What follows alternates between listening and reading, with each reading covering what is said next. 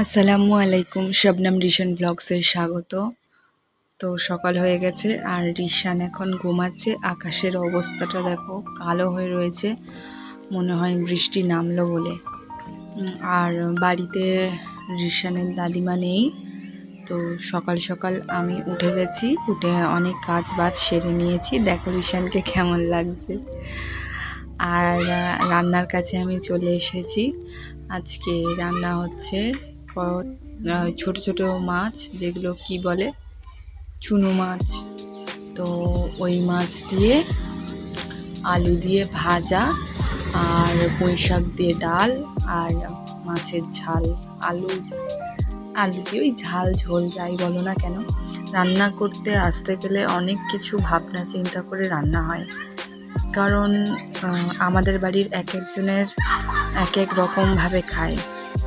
চুনো মাছটা যদি আমি এরকম ভাজা করি তাহলে খাবে, মানে আর এই পুঁই শাক দিয়ে যদি ডাল করি তাহলে খাবে, কিন্তু মাছ দিয়ে যদি করি তাহলে খাবে না। তাই সবার কথা ভেবেই আমি আজকের মেনু ঠিক করলাম এইভাবেই।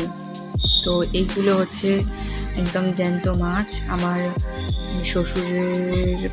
শ্বশুর মশাইয়ের পুকুর থেকে ধরে এনেছে। তো আমার অলরেডি ওই ছোটো ছোটো যে মাছগুলো ওগুলো হয়ে গেছে ভাজা, আর বড় মাছগুলোও ভেজে নিয়েছি, আর পুঁই শাক ডালটাও আমার হয়ে গেছে। আর এখন আমি এই যে ডাঁটা ছিল, পুঁই শাকের ডাঁটা, তো আমি আর আমার শ্বশুরমশাই ডাঁটা চিবই, আমরা ভালোবাসি। কিন্তু আমার বর দেওর ওরা আবার এসব খায় না, ডাঁটা খাবে না, কোনো শাক সেইভাবে খাবে না, মানে সবজিটা আর কি অতটা পছন্দ করে না। তো সেই জন্য আমি অল্প করেই ডাঁটা দিয়েছি, আর আলুও অল্প করে দিয়েছি, একটু টমেটোটা বেশি করে দিয়েছি। দিয়ে আমি আজকে রান্নাটা ভালো করে কষিয়ে নেব। আর হ্যাঁ, রিশান এখন মোটামুটি ভালো আছে, অনেকটাই ভালো আছে। তবে এখন ওর যেটা সমস্যা হচ্ছে, ও খাবার দাবার সেরকম কিছু খাচ্ছে না। মানে যেগুলো ওর খাওয়া উচিত ও সেইগুলো খাচ্ছে না, আর যেগুলো অনুচিত, মানে যেমন বড়দের খাবার, ঝাল ঝাল কোথায় খেতে আসছে, এই আমরা ভাত খাচ্ছি, আমাদের পাতে খুব ভাজা মাছ দেখে খেতে আসছে, তারপরে রুটি খেতে আসছে। তো যেগুলো ওর এখন দিচ্ছি না, এখন এগুলো অ্যাভয়েড করছি, তো এখনও ওইগুলোই খেতে আসছে। তো অনেকটাই মানে ভুলিয়ে ভালিয়ে রেখেছি ওকে। কদিন ধরে কাঁচকলা সিদ্ধই ভাত দিয়েছি। আমার রান্না হয়ে গেছে দেখো। আর ঈশান বসে বসে ওর দিদির সাথে বসে ফোন দেখছিল, তখন 12টা 25। তো আজকে অনেক সকাল সকালই রান্না কমপ্লিট করে নিয়েছি। আজকে ভাত রান্না করতে হয়নি, গতকালের কিছু না, অনেকটাই ভাত ছিল। তো রাতে সেগুলো কেউ খায়নি, আমরা সব না খেয়ে ঘুমিয়ে পড়েছিলাম। তাই ভাবলাম যে অতগুলো ভাত নষ্ট করে দেবো, ফেলে দেবো, তাই ফ্রিজে রেখে দিয়েছিলাম। ভাতগুলো একদম ভালো ছিল, আমি জাস্ট গরম করে নিয়েছি। তো রাতের জন্য রান্না করতে হবে, ভাত করতে হবে, দুপুরটায় আমি আর করিনি। তো সকালবেলা থেকে এত বৃষ্টি হচ্ছিল যে কি বলবো, ছাদে আসতেই পারিনি। তাই আমি দুপুরের দিকে এক ফাঁকে এসে একটু আকাশ ধরে গেলে আমি চলে এসেছিলাম।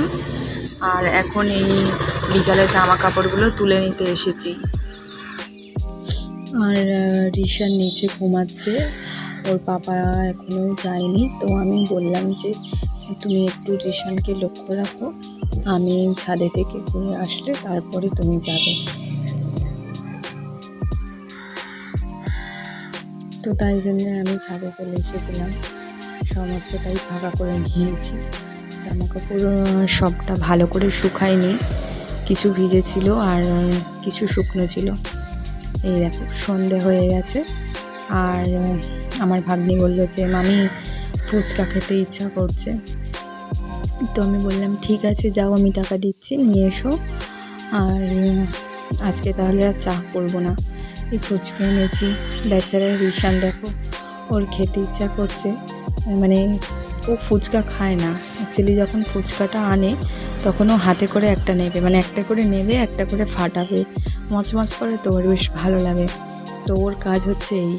তো ওর হাতে প্রথমেই আমি মানে ফুচকা বাড়িতে যদি আসে তাহলে রিশানের হাতে আগে একটা ফুচকা দিয়ে দেওয়া হয়। আর রিশান ওই যে ফুচকাটা ধরে ওই একটু একটু করে এরকম কুড়ে কুড়ে খায়, কখনো কখনো কখনো ফাটিয়ে দেয়। তো ও ফুচকাটা কিন্তু খেতেই পারছে না, ওইভাবে ওর হাতে রয়েছে, দেখো ওইটা রেখে দিয়ে আবার আরেকটা নেওয়ার ধান্দা করছে। ও এরকমই করে। তো ব্যাপারটা আমরা আমাদের মতন এনজয় করে খাচ্ছি, আর ও দেখো ওর মতন করে এনজয় করছে।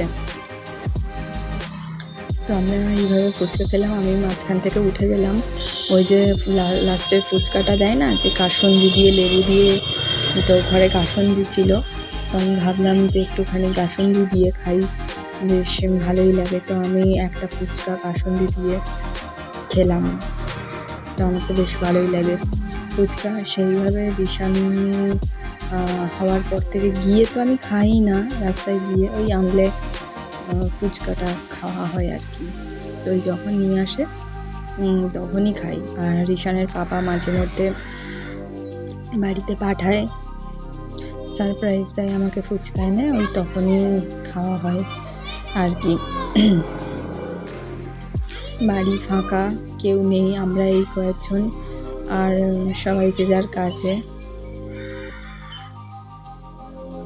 আর রাতে বললাম না যে একটু ভাত করব, তো অল্প করে ভাত করব, আর দুটো ডিম ভেজে নিলেই হয়ে যাবে। কারণ আমার শ্বশুরমশাই আর আমার দেওর ও রাতে মাছ খায় না, দেওর তো টোটালি মাছ খায় না। তো ওদের জন্য রাতে দুটো ডিম ভেজে নেব, আর মাছ আমরা খেয়ে নেব, আমি আর রিশানের পাপা। আর এই ওরা একটু পরে চলে যাবে, আর গেলে রিশানের ছোটো পাপা চলে আসবে। তো এই করেই চলছে। রিশানের তো একা একা ভালো লাগছে না, এই দেখো ওকে সঙ্গ দিচ্ছে ওর দিদি। তো রিশানের সুইমিং পুলের ভেতরে দুজন বসে রয়েছে। রিশান ভালোই খেলা করছিল ওর সাথে, বেচারা কদিন ধরে শরীর খারাপ, তবুও মানে খেলা ছাড়েনি, খেলেই যাচ্ছে। আর একবার করে গেটের সামনে আসছে, আর সব এরকম করে বলছে আয় আয় আয় আয়, কইরে কইরে কইরে, মানে বাড়ি তো ফাঁকা, সবাইকে আসতে বলছে, আবার ভেতরের দিকে চলে যাচ্ছে। তো ভিডিওটা যদি ভালো লেগে থাকে তাহলে অবশ্যই লাইক, কমেন্ট, শেয়ার করো, সাবস্ক্রাইব করো। টাটা।